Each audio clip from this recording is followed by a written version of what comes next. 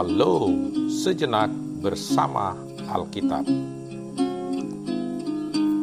Ayat Alkitab kita hari ini, Ibrani 10 ayat 36. Kalian perlu bersabar supaya kalian dapat melakukan kehendak Allah dan dengan demikian menerima apa yang dijanjikannya. Itu dalam versi BIS atau Bahasa Indonesia Sehari-hari.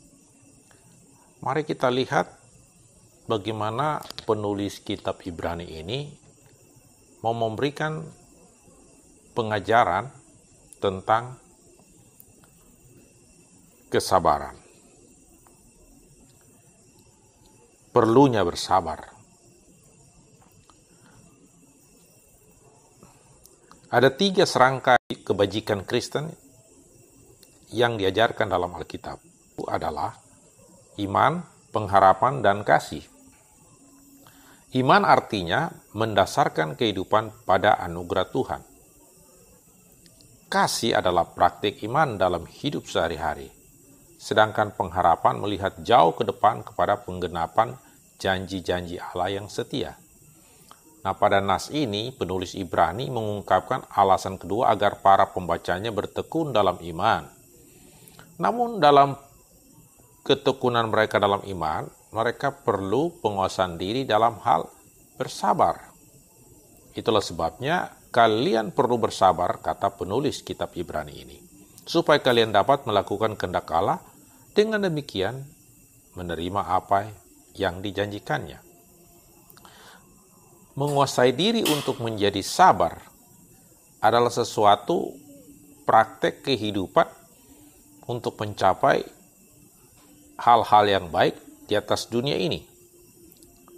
Dan kehidupan itu akan mendapatkan kehidupan yang lebih baik atau damai, sukacita, kalau kita melatih diri untuk menguasai diri dengan bersabar. Memang pencobaan akan datang, dan itu benar. Biarpun kepada orang yang berserah dengan sepenuhnya, pencobaan itu akan datang. Orang yang paling sabar sekalipun akan diuji dengan pencobaan yang keras. Suami istri dapat mengucapkan kata-kata yang menggusarkan hati seseorang dan dijawab lagi dengan gegabah. Tetapi biarlah orang yang berbicara itu berdiam. Berdiam akan terdapat keselamatan. Keselamatan yang dimaksud ini bukan keselamatan kekal, tapi keselamatan kita hidup dalam rumah tangga dan dalam kehidupan sosial di atas dunia ini. Itulah sebabnya sebagai umat Tuhan, sebagai putra-putri Allah dalam sekolah Kristus, kita harus terus belajar dalam sekolah Kristus pelajaran-pelajaran kesabaran. Ellen G. White dalam buku Adventist Home halaman 442 bahwa bila mana orang-orang lain tidak lagi dapat bersabar, cerewet, dan bersungut-sungut karena tidak dapat menahan diri, mulailah menyanyikan nyanyian atau beberapa nyanyian dari buku lagu Sion contohnya. Misalnya, Ya Roh Suci yang benar, pimpinlah dengan sabar. Itu adalah nyanyian rohani yang bagus dan bisa kita nyanyikan lagu rohani lainnya. Mengapa kita perlu menyanyi? Supaya roh persungutan itu hilang dari kehidupan kita. Dan Ellen G. White menganjurkan kita lebih baik menyanyikan beberapa nyanyian dari buku lagu Sion dan nyanyi rohani lainnya. Sebab dia berkata dalam komentarnya bahwa Kristus, sementara Kristus bekerja sebagai tukang kayu, beberapa orang kadang-kadang mengerumuni dia. Mereka coba membuat sesuatu yang gaduh, menguji kesabarannya. Tetapi dia akan mulai menyanyikan beberapa nyanyian mazmur, dan sebelum mereka sadar dengan apa yang mereka lakukan, mereka sudah terpengaruh sehingga mereka menggabungkan diri menyanyi bersama dia.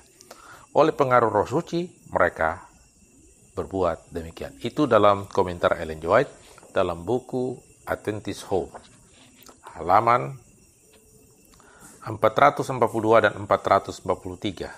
Selanjutnya dalam Child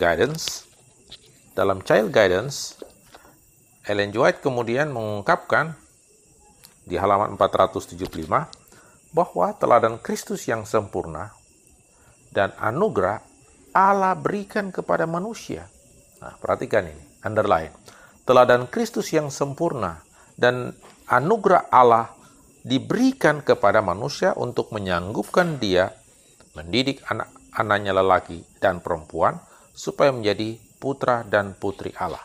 Kita dapat mulai melatih anak kita, putra-putri kita untuk menjadi orang yang sabar, tekun, dan mereka akan dapat melakukan kehendak Allah sehingga mereka dapat menerima apa yang dijanjikan, yaitu kehidupan yang baik di atas dunia dan kehidupan yang kekal. Double blessing, berkat di dunia dan berkat di akhirat.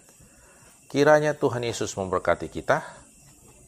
Biarlah kesabaran adalah anugerah Tuhan akan diberikan kita, menyanggupkan kita semuanya menjadi putra dan putri Allah. Tuhan Yesus memberkati.